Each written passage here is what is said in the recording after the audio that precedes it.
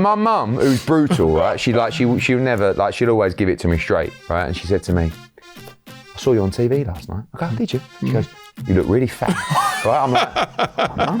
Anyway, so now, fast forward, right? I lose 15 kgs, right?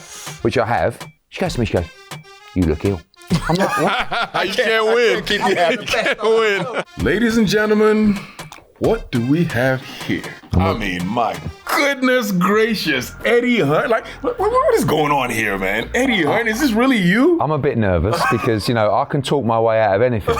But the NFL, I'm learning. So, we had half an hour over there earlier. I came to the game on Sunday. So, listen, I love what I see. It's a pleasure to be with you guys and excited to talk. It's something that's been bothering me for, I would say, about 3 years now. This was before COVID, by the way. I was on a train and I saw somebody and I said, that looks just like Eddie Hearn, but he wouldn't be on the train with the regular folks now.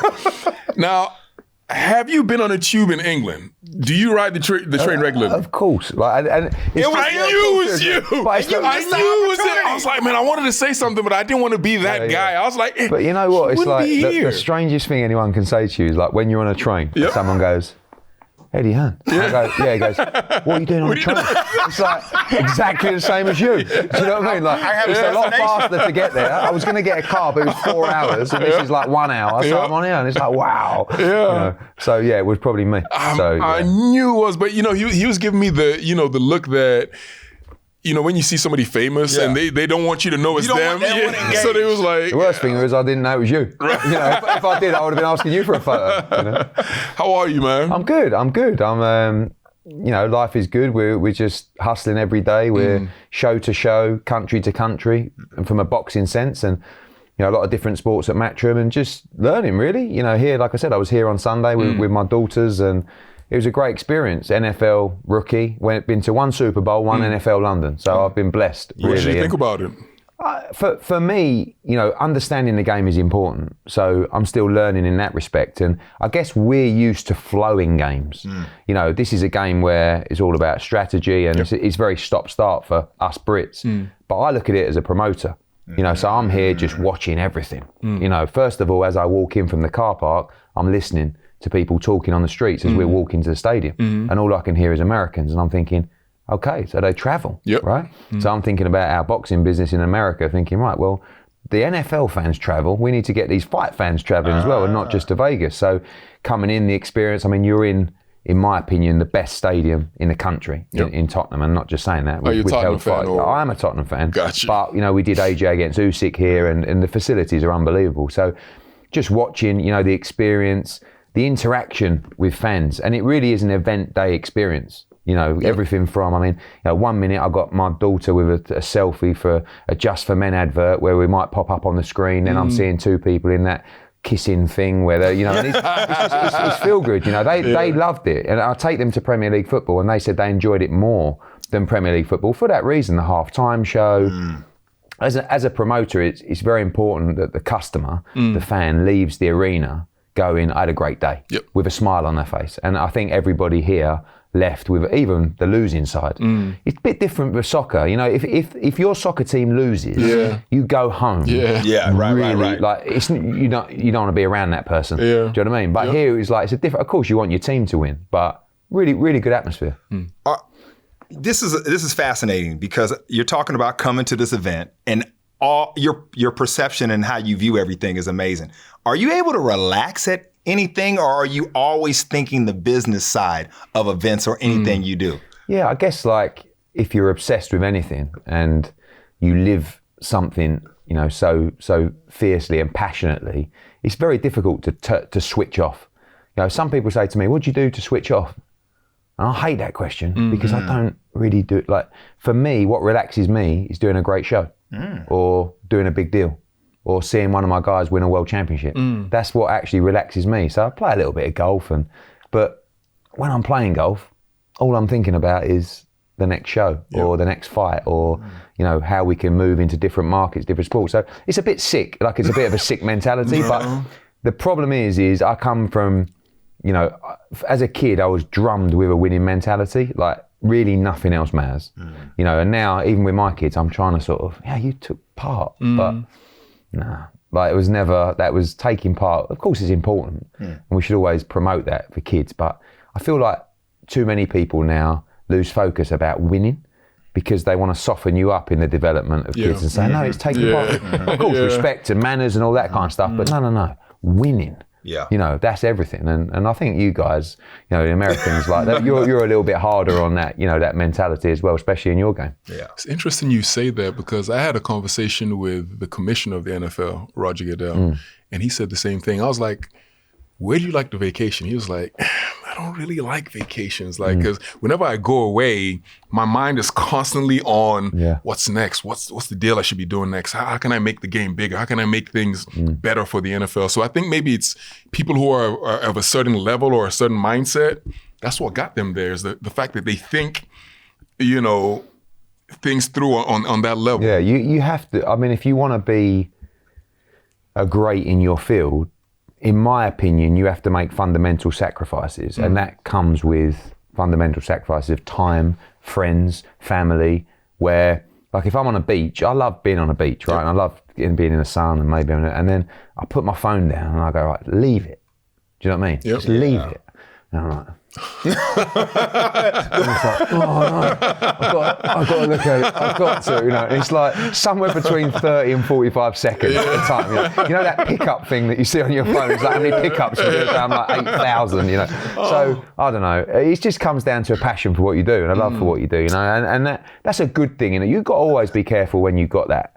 You know, that desire and that, like you say, almost that sick mentality of just work. But at the same time, it's a lot better than waking up with no passion. You know, and we've got a passion for our business. It's our family and it's our life, really. I wonder how you manage your emotions, and I'm asking this because I was sitting behind you at a fight, AJ's fight here with Usyk, right? And I'm watching you with your family. And I'm thinking, man, I got some really good seats because I'm behind you, right? Just sorry about my big head. Right, man. Well, I'll never say that. I was watching you a lot because I'm thinking there's a lot on the line. You know, there's a lot of pressure, but you were so chill. You seemed so relaxed. And I know you have a relationship with your fighters. How are you able to do that? How are you able to stay calm, cool, collective in that kind of environment? Depends what's happening in the fight. I mean, sometimes you'll see me going crazy. In that fight, AJ never really got into the fight, so it was kind of hard to sort of get the momentum going of screaming and shouting. But I guess it's like anything, you know, when I was telling you the story about, you know, probably 10 years ago, I jumped in the ring to celebrate and the fight was still going on. It's quite famous over here. The ref went like that, which means the fight's over, but he gave him an 8 count against the ropes. I just saw that, went into the ring, picked my guy up, spun him round, turned over, and the ref was still counting. So I dived back out of the ring and everyone was taking the mickey out of me. And it's like, in life, you keep putting yourself in positions and you can deal with it more calmly and more productively. And that's really what happens when you do shows. You know, the first show I did at Wembley, which was Froch Groves, which was 90,000, I was like, you know, and then it becomes a little bit of a normality. You know, we did Canelo Alvarez against Billy Joe at Dallas Cowboys. Next thing I'm with Jerry Jones and like we got 75,000, we broke the record. And you've got to take a step back at that point and go, come on, you've got to enjoy this moment. Because it's very difficult. When you speak to a lot of people, you know, I do a podcast over here and we talk to really high level athletes, you're always searching, you know, and it's like the amount of athletes that I've spoken to who said, you know, I did this and I won the Champions League, or Mo Farah and I won the Olympic gold. And I just sort of went home that night and I felt a bit empty. You know, it's like, is that it? Is that I mean, I'm sure you had it when you won the Super Bowl. It's like, I won a Super Bowl. I'm sure you were buzzing, but like, I guess it's like, what's next? And that's again, that goes back to being a winner, where it's like, you want to keep raising the bar, but it's also dangerous because at what point do you sit back and go, I should be loving this experience, you know? So that moment for me, watching the fight, that's really, I sit there as a fan. You know, someone that's been around boxing since I was 7, been in changing rooms, you know, when fighters have been crying, I've been there. When fighters have been rushed to A&E, I've been there in ambulance. I've been in every situation in boxing. But in that moment, it's my friend fighting and I'm desperate for him to win. but it's also the 10,000th fight I've watched live, you know, but you must never lose the buzz and the excitement at the same time. You still see me vaulting over the ring if it's a big win. You know? Right.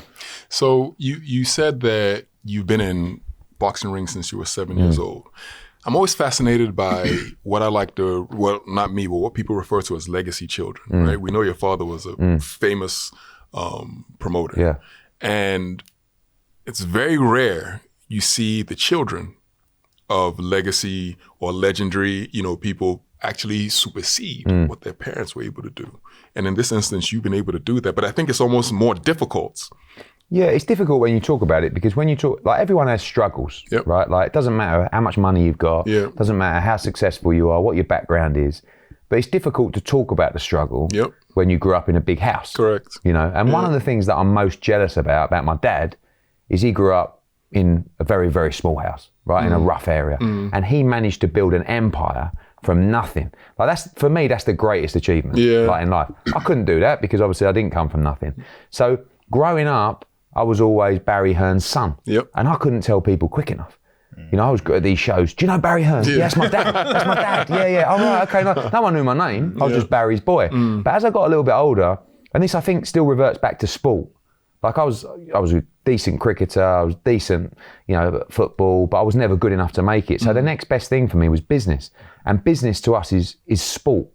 Because it's about winning and competing. You view it as so we view it like that, you know. And like so for me, the only way I could be successful in my own name was to outperform him. And he's like a competitor in a really weird way. Like that. And that's what we were like growing up. But it's like, I'll come in and I'll say, Dad, I've just done 85,000 at Dallas Cowboys. And he'll say, yeah, well, I just sold out 20,000 at the O2 for the darts. It's like, well, we're actually in the same company. You know? Like, we're helping each other. So for me, and again, that comes down to, I think, as someone who has a successful father, it's hard to say it's difficult because, again, I had a blessed upbringing.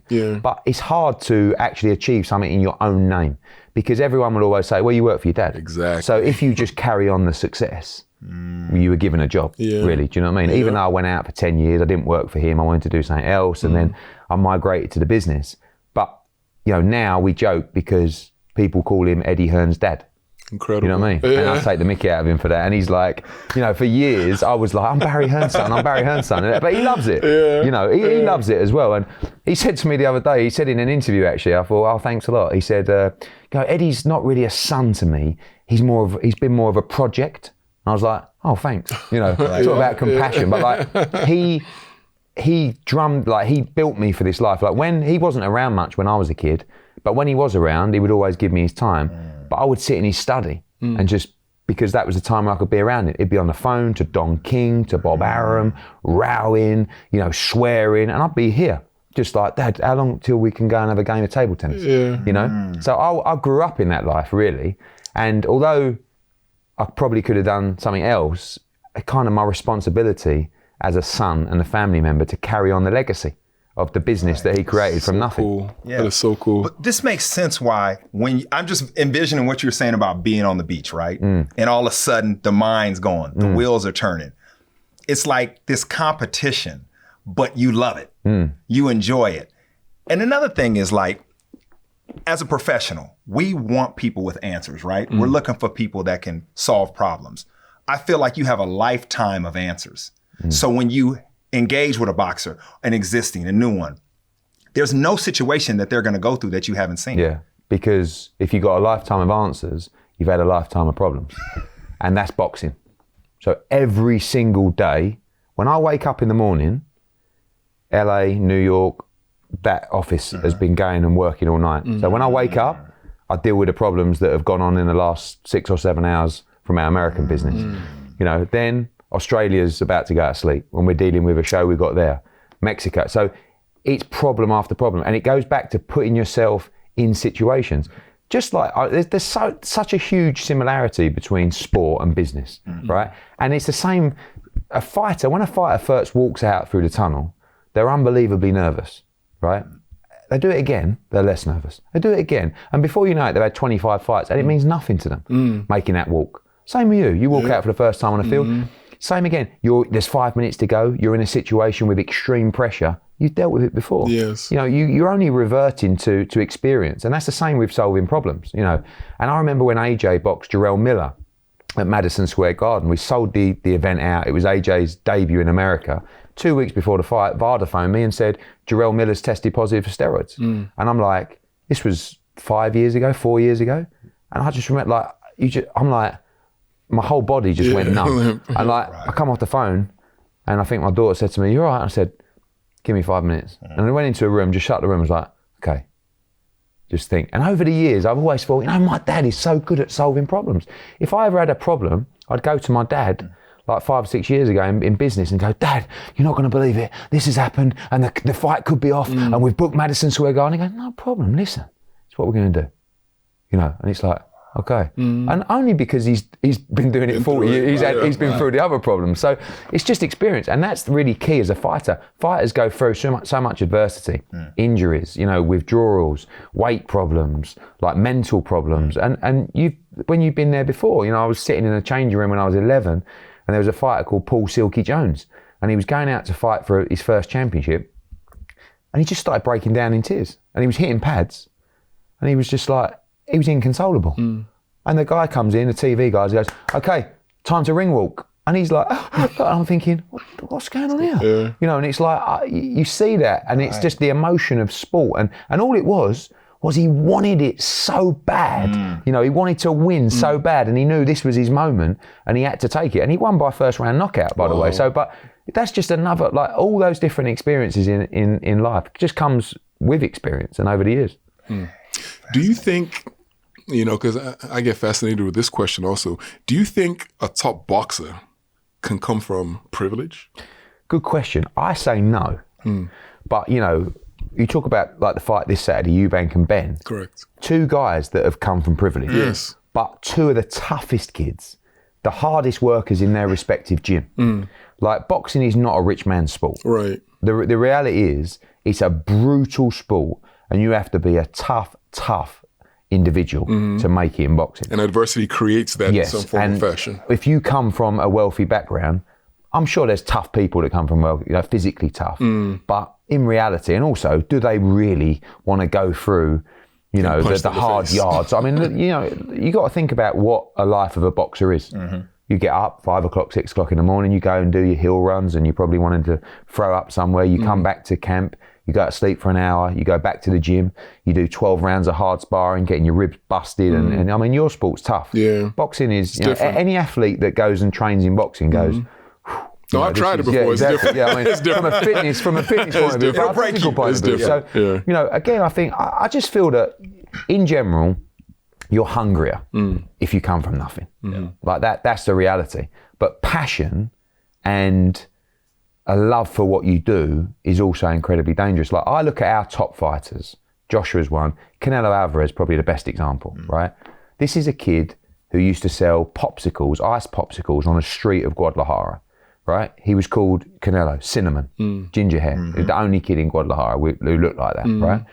Dreamt of, you know, getting out of Guadalajara, having that big house, the world championships. So when you go out and you don't just buy a house, you buy a ranch and several other estates in San Diego and you make $500 million and you become undisputed champion, how on earth can you have the same desire that you had when you were selling ice pops on the streets? Correct. That is a mentality that you can't buy. Right. That's the mentality of a winner. Same with Anthony Joshua. You know, he was about to go to prison.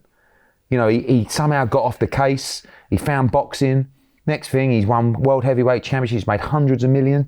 He's still in the car every day, driving up 2 hours to Loughborough to go and put in the hard work. So, and Marvin Hagler had the greatest saying in boxing, which is it's very hard to get up and do your morning run when you're wearing silk pajamas. In that warm bed. And how right is that? You know what I mean? I mean, you guys played at the top level. All of a sudden, you got everything you dreamed of, and it's like you got someone saying to you, "Get out!" You know, and your knees are in, and like, I know, but it's the ones who how do you still, you know, and that's the thing with boxing, and it's people like Eubank-Ben, those guys, and Canelo, who actually have got money or came from money. You got to want it so bad. It's got to mean so much to you personally. And I love the phrase, how bad do you want it? Yep. Because that should apply to everything, everybody's life. How bad do you want it? That's really what it comes down to in all forms of life. You've really promoted this fight. And you said something that made me, I just have this question. Do you see yourself in them? And it's because of everybody's situation in this fight. You're putting it on, these guys fighting. You all came from a little bit of privilege, but yet you all have that hunger. These dudes are out there making it happen. You're out here putting it on. Do you all kind of see a little bit of that in each other? I think so, yeah. I think they have got, I've got a tough job because my dad's a great promoter. They've got a really tough job because their dads are legends of the sport. So to outperform, this is their little bit of history. Yeah. And actually, take the dads away, Eubank Jr. and Ben are two world-class fighters.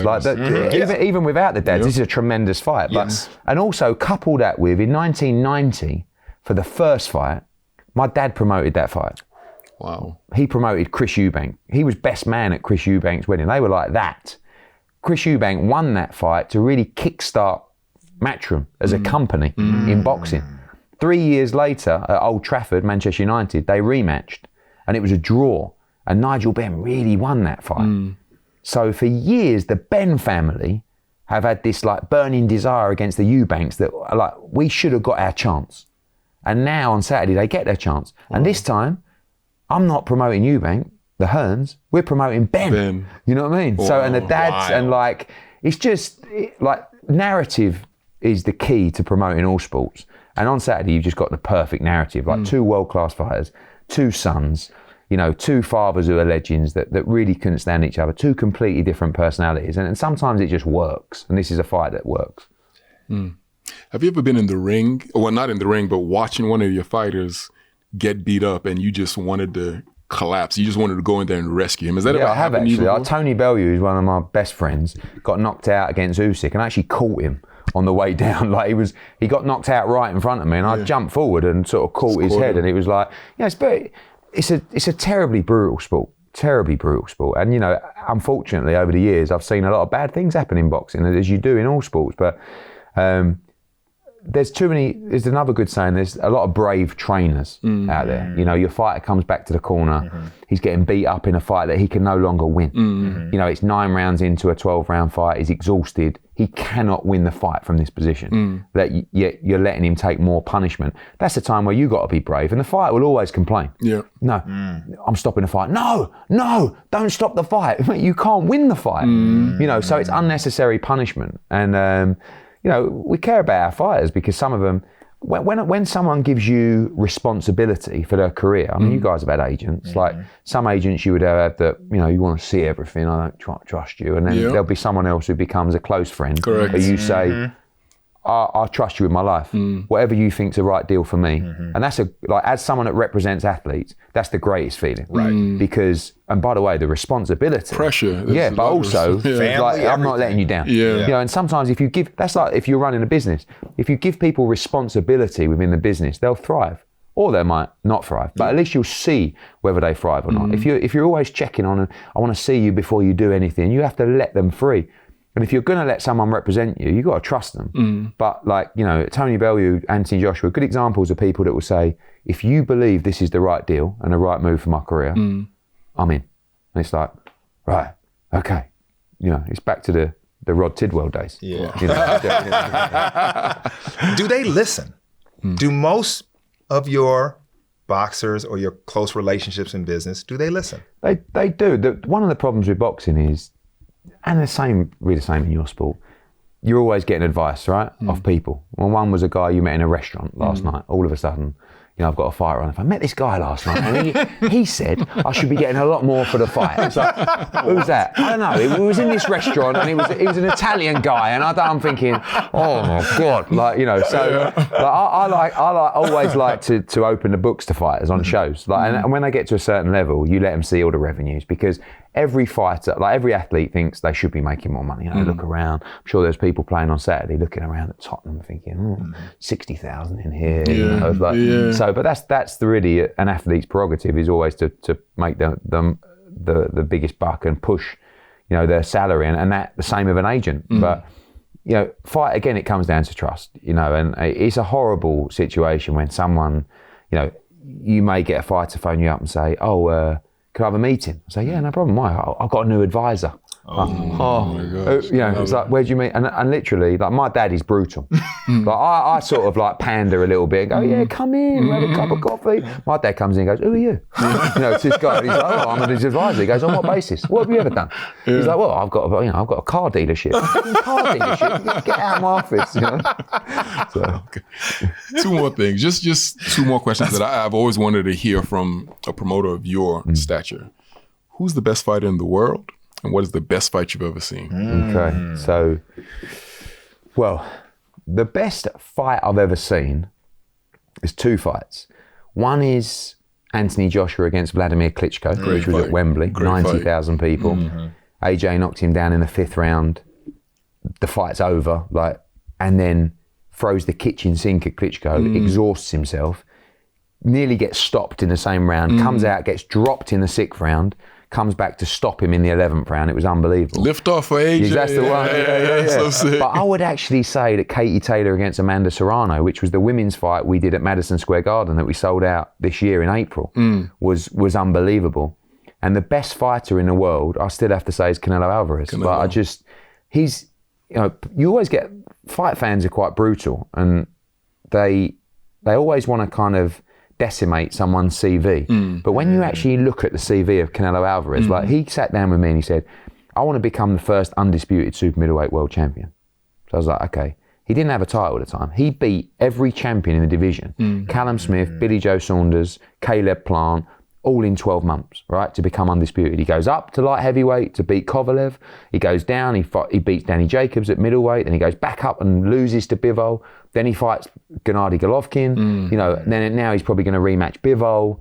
Like, these are tremendous fighters, you know, and for me, like, there's nothing quite like watching a great Mexican fighter. Like, the love of their fan base is unbelievable. And Brits love their sport, but Mexicans in boxing, it's in their blood. Yeah. You know, and he's an all-time great for me. I got one question. This is selfish. I need this. I know you got some insider info. How do you manage your energy? Because everything you're doing, you're giving so much energy. How do you keep the gas tank going? What's the secret? What's the technique? That's a good question. I mean, firstly, you've got to be around people that give you good energy, right? And that's just a lesson for life, isn't it? You know that, look, we come in, it's the first time really we've met. We sat over there. I was a bit tired. I've been doing media since 6:45 this morning. We started talking, we bounce off each other. All of a sudden, you know, I've had a coffee. We're ready to rule the world, right? Yeah. So it's very easy to become sort of drained, you know, in terms of what you do. I think it comes down to, like, everybody's got their levels of what they can take. I'm talking about stress, really. You know, some people's stress levels are here, and once they reach there, they implode. And some people's stress levels are up here, and actually probably that's the higher end of where I'm at. But eventually, you know, you're going to get there. I just feel like life and business is about creating an edge. So whatever you can do to create an edge, and actually, like, over the last couple of years, I've worked a lot harder on my physical well-being and, like, sleep and training and eating, because really, although I'm not an athlete, if I can dominate an industry being unhealthy and not sleeping great and being a little bit overweight, how long can I go if I'm actually in shape, you know, mentally? So that, for me, the energy of well-being is important, but it just comes down to loving what you do. I didn't want you to feel insulted, but the last time I saw you, you were bigger than... Yeah, I've lost... Yeah, you were bigger than this. I've lost... But you know what's so funny, right? My mum is so brutal, right? So she'll go to me, like, I would watch my heavyweights get on the scales, right? And you guys do it in pounds, don't you? So I was like 265 pounds, Sheesh. right? And I'd see like AJ, there's nothing of me, like, compared to these guys. I'd see like AJ get on and he's like 234 pounds. I'm like, what? I'm 30 pounds heavier than AJ. His arm's bigger than my leg. Face, you know what I mean? Yeah. So my mum, who's brutal, right? She'll never, like, she'll always give it to me straight, right? And she said to me, I saw you on TV last night. I go, did you? She goes, you look really fat. Right? I'm like, Mum? Anyway, so now, fast forward, right? I lose 15 kgs, right? Which I have. She goes to me, you look ill. I'm like, what? I can't win. I feel the best I've ever felt. You know, I've had to change all my suits. I'm getting into size 34 jeans. She goes, nah, you look ill. I'm like, I can't win. I'm going back to being fat. So, you know, yeah. So I just think that life is short, and you've got to enjoy what you do. But I think if you have to find something that gets you out of bed in the morning and you have a passion for, and you're going to have good days and bad days. And by the way, don't ever think that you ain't going to feel like not doing something. Yeah. Because I do it all the time, you know, like finish this, you go home, I've got these calls with Australian media tonight. So I'd rather just chill out and sit on the sofa, but it's your job. So be quiet and get on with it. Yeah. Wow, outstanding. Thank you so much for this. This has been fantastic. amazing, man. This wasn't the NFL podcast. This was the performance and life-solving podcast. Hey, man, you know this is what this we're is the way about. I've got a BBC podcast. This is all we end up talking about. I meet these athletes. Next thing we're talking about success. How are you really feeling? Yeah. You know, I walk out going, oh wow, I feel cleansed. Yeah, man. Absolutely. We appreciate this time, for having man. me. You've given us so much info, and good luck this Saturday. Big fight Thanks, on boys. Saturday. Big fight. Thank you. And I guess we're rooting for Ben now, right? Yeah, of Because course that's your you have guy. to. Got Yeah. you. There it is. Appreciate it. Thank you.